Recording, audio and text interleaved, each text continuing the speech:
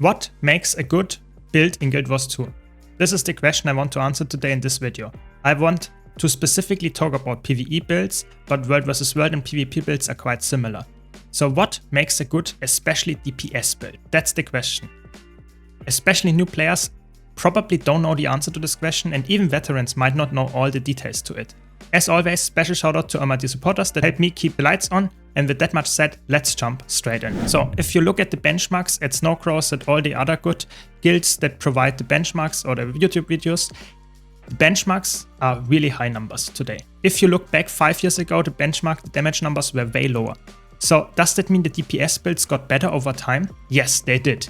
But not only, and that's the important part, not only the DPS numbers increased, but also other things increased, like the utility they provide and the sustain they have. So DPS is not the only thing that matters about a DPS build, but we will get to that in a second.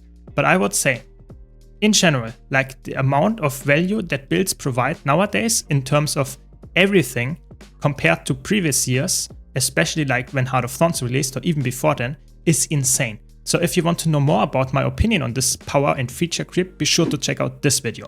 But in this video here, I want to specifically talk about what makes a build great and what makes a build only decent.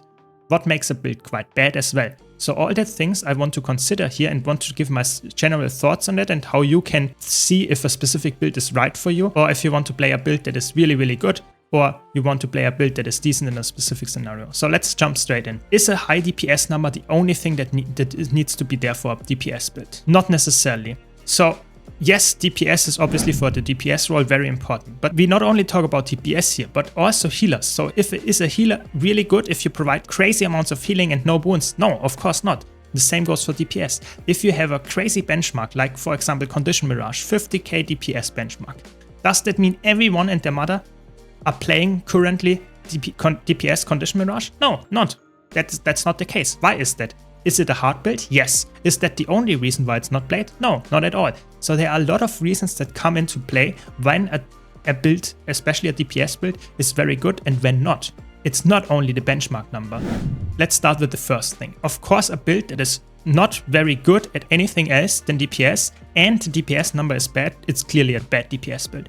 But if you have a DPS build that has a good DPS number and crazy utility, let's say we have very good CC in the kit. Yeah, there are some builds that use in their rotation a lot of CC skills. That means, yes, that means you will have not all of them up all the time if you need that for DPS as well as CC. But if you have a frequent CC phase coming up like Slossosaur or something like that, and you have a lot of CC, then that helps the group. So the DPS build not always has to have the highest DPS. If a specific encounter needs a lot of CC, that might be more favorable for this build than another build that has a little bit more DPS but no CC at all.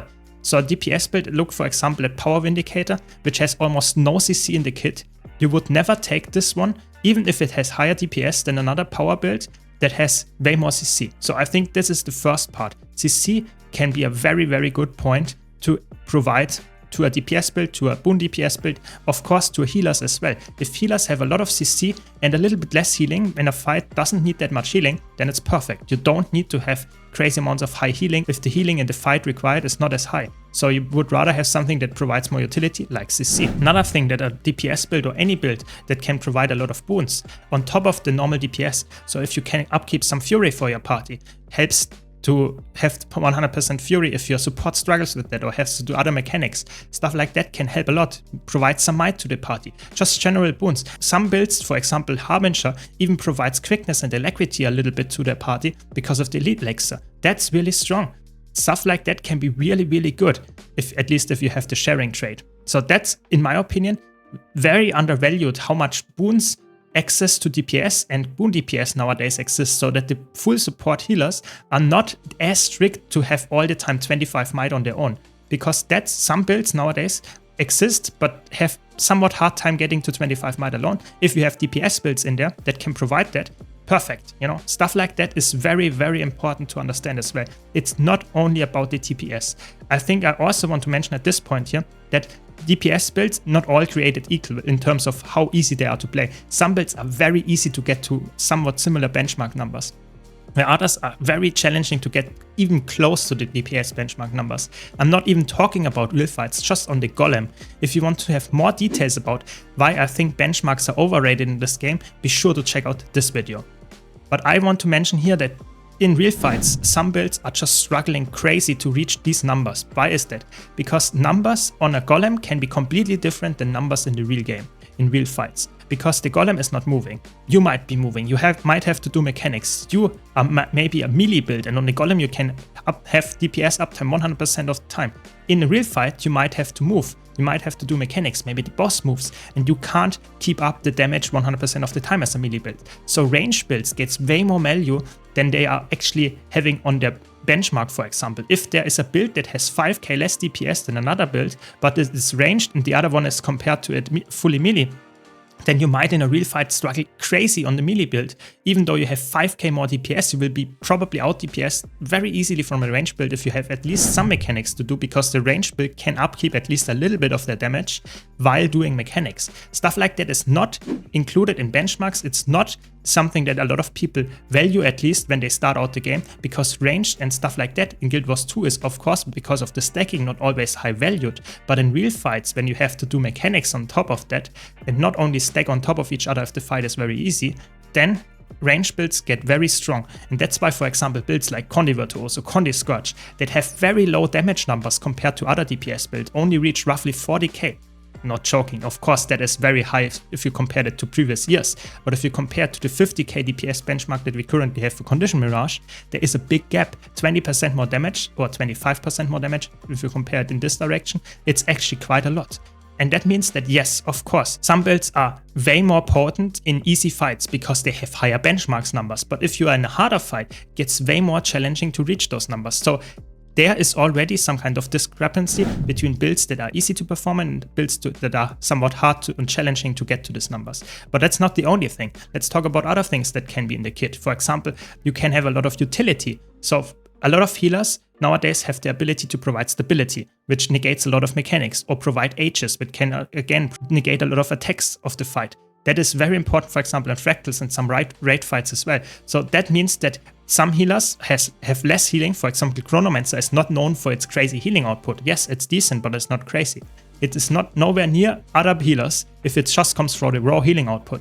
But you can provide a lot of stability uptime, a lot of H's uptime. Stuff like that can be very, very helpful in most fights. So that's why, for example, a Boon DPS Chronomancer is very good, because it can also provide stability and H's if necessary. Boon DPS Deadeye cannot do that. It is just there for the quickness. So yes, the damage number is higher than the Boon DPS Chronomancer, but in real fights where you might even pact or just have an unorganized chaotic fight, it is way more likely that you will succeed with the Boon Chronomancer. In general, that is the rule of thumb. If you have a build that is providing you with a higher chance of succeeding and killing the boss or winning in the fight, then you should go for this build than going for a build that has higher DPS but has a lower chance of succeeding because it can't carry the group, because it cannot provide utility as CC, Boons, or general utility. This is definitely something that you have to keep in mind. By the way, if you like this video, be sure to leave a like, and if you want to see more content like this, don't forget to subscribe. Another thing that comes on top of that is, for example, revive potential. A lot of builds in the healers department do not have access to any revive.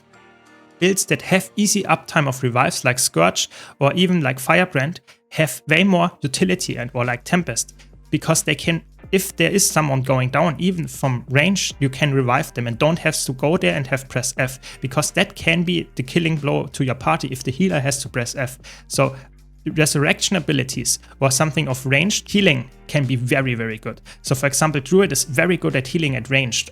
And that can be a very unique selling point as well. If there is someone doing a mechanic and getting pressured and you are just 1000 range away, that can be challenging for a lot of healing builds to actually provide healing. So stuff like that is also worth considering.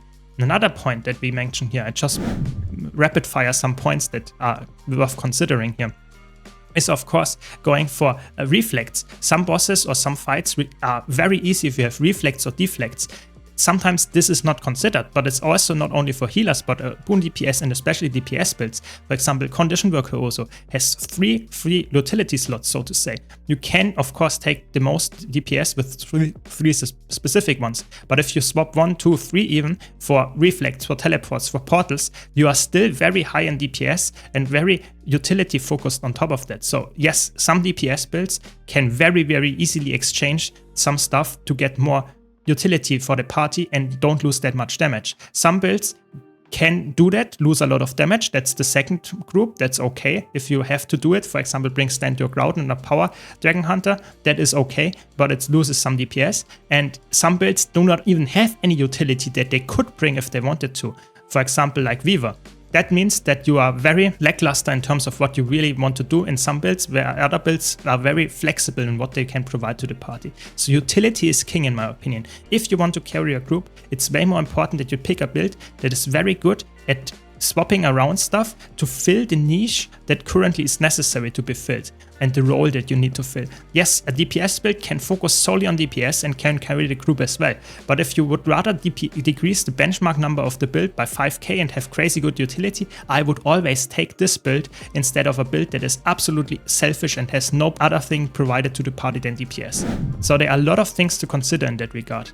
Another thing that you have to take into account is a build having some kind of forced movement in there. Forced movement can be very easy to take care of if the fight is not challenging at all. But if there are some kill mechanics, like for example in Soulless Horror, Desmina, in Wing 5, there are some walls that are moving around. If you get forced movement in there, like a Power Willbender, like a Condition Mirage with the X and the Staff, that means that you get repositioned. That can easily kill you if you do that. Or if you know there is a wall coming and you have to delay the attack, that decreases your damage even further. Stuff like that has to be taken into account. Some builds can be very annoying to do. Or animation cancelling. So sometimes you are locked into an animation. That means that even if it's not forced movement, you are just locked in the animation. That means you cannot stop it without cancelling the attack itself. So either you lose DPS, or if you have to reposition, or if you have to avoid an attack that is incoming, you have to either get hit or dodge it while also cancelling the attack. Stuff like that can also be taken into account, while in a real fight this happens quite frequently, but of course on the Golem you would never do that. So a lot of builds have different things that you need to consider, and there are so many things that you have to keep in mind that it's very hard to sum them up in one video. I'm just trying to pinpoint to you some things that you have to consider here. Another point that I want to bring up here is, of course, that you can also have a build that is very high DPS if it's a single target, but as soon as you want to cleave it, or if you want to have multiple mobs like in Fractals or in dungeons or whatever in open world, where you have like 10 different mobs that you want to kill, then a build that is a single target only without any piercing or any cleave and any AoE skills gets very weak then. For example, Data is a good example of that. If you don't run Staff on a Power Thief, for example, you might have really bad cleave with, for example, pistols or daggers. And that is obviously not a problem if you have a single target, but if you have multiple targets, that actually is quite noticeable. And then, for example, Power Willbender is very strong because it has insane cleave. But all that stuff can be worth considering, of course. But in general, there are so many things you need to consider what makes a build good. Not only a DPS build, healing build, Boon DPS build. You can see how much difference you have. Another thing that I want to mention here is a lot of things are in the traits. So sometimes a specific trait line is taken because it is the highest DPS trait line.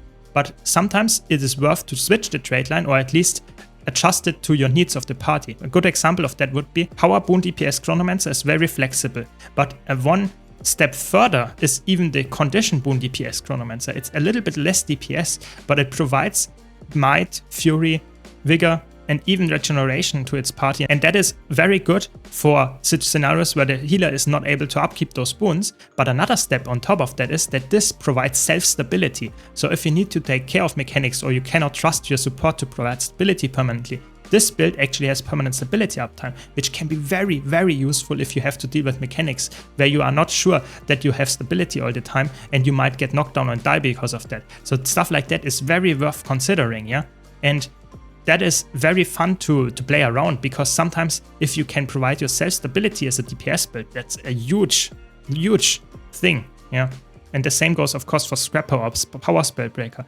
This is something that not a lot of people know, but having those boons that are somewhat rare, or at least not all the time up, and you provide them to yourself means that you actually are not as dependent on support as other DPS builds, and in harder fights and challenging fights where this is necessary, you are, so to say, more safe. Of course, it would be better if you can share that out to your allies, but those builds provide them to themselves at least. So stuff like that is also worth considering. Then, of course, how much self-sustain do you have? That's a very important point as well. For example, there are some traits that provide you with self-healing, or if you really wanted to go for Sakiro's relic, something like that can also be added on top. So there are a lot of things that you need to consider that can also increase your sustain if your healer is not upkeeping all the time, or if you have to do a mechanic and your healer is not in range.